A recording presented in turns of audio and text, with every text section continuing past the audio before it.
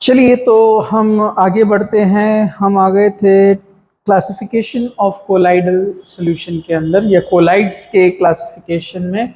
यहाँ पर कोलाइड्स में हम देखने वाले हैं second classification that is based on attraction, जिसको हम कहते हैं इंटरैक्टिव फोर्सेस के अकॉर्डिंगली। ठीक है, तो यहाँ पर इनको दो ग्रुप में क्लासिफाई किया गया है, लायोफोबिक एंड लायोफिलिक।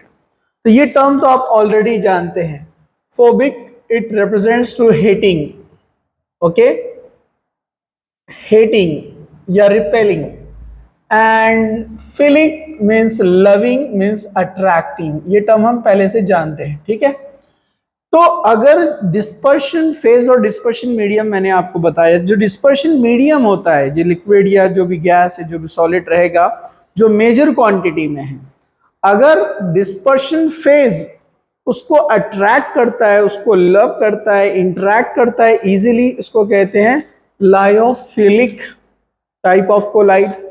अगर वो हेटिंग होता है, मतलब जल्दी से उसके अंदर मिक्स नहीं होता है, कोलाइड फॉर्म नहीं करता है, उसको कहते हैं लायोफोबिक। ये मेन डिफरेंस है यहाँ पर। लेकिन एक्चुअल कंसेप्ट क्या है यहाँ पर हम देखते हैं। ठीक है, अच्छा, इसमें टर्म और एक है, अगर जो डिस्पर्शन मीडियम है यानी सॉल्वेंट, अगर वो वाटर है तो इसको हाइड्रोफोबिक भी कहते हैं और इसको हाइड्रोफिलिक कहते हैं। मतलब water hating, water loving. Okay, चलिए, lyophobic salts are form only by special method. ये स्पेसिफिक प्रोसेस से बनते हैं। मतलब जस्ट आपने कोई एक डिस्पर्शन फेज लिया सॉल्यूट और एक डिस्पर्शन मीडियम लिया सॉल्वेंट, उसको आपने मिक्स कर दिया और डायरेक्ट शेक किया, तो ये सॉल्व नहीं बनने वाला, ये कोलाइड तैयार होने वाला नहीं है। इसको एक स्पेशल मेथड के थ्रू जाना पड़ता है, तब तैयार होगा। जबकि lyophilic sols are form easily by direct mixing.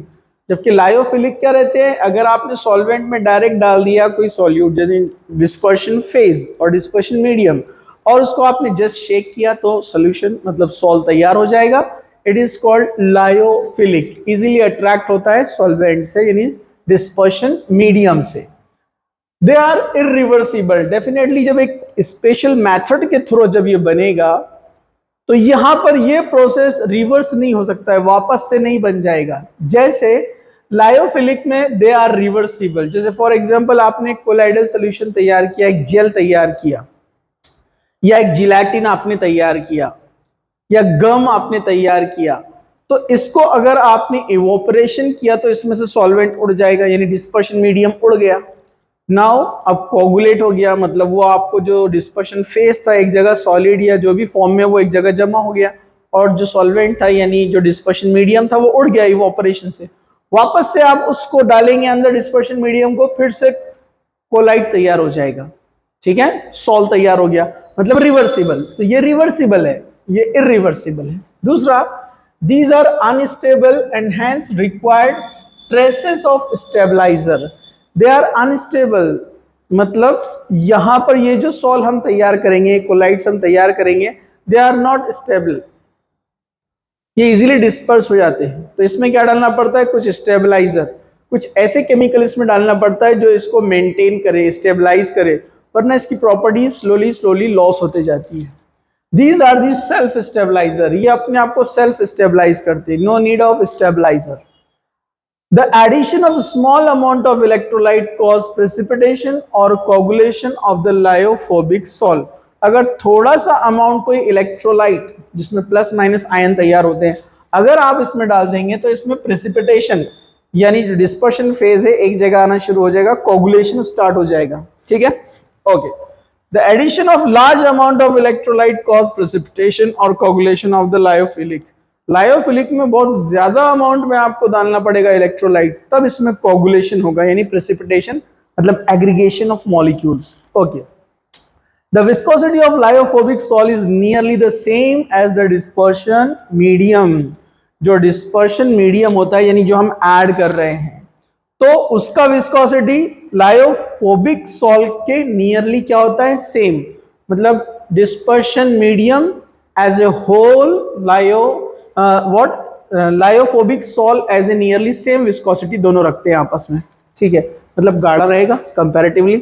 The viscosity of lyophilic sol is much higher than that of dispersion medium. जबकि लायोफिलिक में क्या होता है, जो सॉल्ट का विस्कोसिटी है, जो सॉल्ट तैयार होगा उसकी जो विस्कोसिटी है वो डिस्पर्शन मीडियम से कहीं ज्यादा है। ठीक है, okay. The surface tension of lyophobic sol is nearly the same as the dispersion medium. Surface tension आपको पता है ना, surface tension okay of lyophobic sol is nearly the same as the dispersion medium. जो dispersion medium है for example water, तो उसका जो surface tension रहेगा लायोफोबिक का सरफेस टेंशन भी नियरली उतना ही होता है। ठीक है, the surface tension of lyophilic sol is lower than that of dispersion medium. जो डिस्पर्शन मीडियम है फॉर एग्जांपल वाटर, तो उसके कंपैरिजन में जो लायोफिलिक सॉल्ट तैयार होगा, मतलब एक जगह आपने डिस्पर्शन मीडियम और डिस्पर्शन फेज को मिक्स कर दिया और एक अलग से उसी का डिस्पर्शन मीडियम आपने लिया, तो दोनों का सरफेस टेंशन जब आप कंपेयर करेंगे तो यहां पर अपने को क्या मिलेगा, सॉल्ट का कम मिलेगा और सॉल्वेंट प्योर का यानी प्योर डिस्पर्शन मीडियम का ज्यादा मिलेगा, जबकि इधर उल्टा है। तो ये इनके डिफरेंसेस भी हो गए और ये इनका क्लासिफिकेशन भी हो गया। चलिए हम आगे बढ़ते हैं।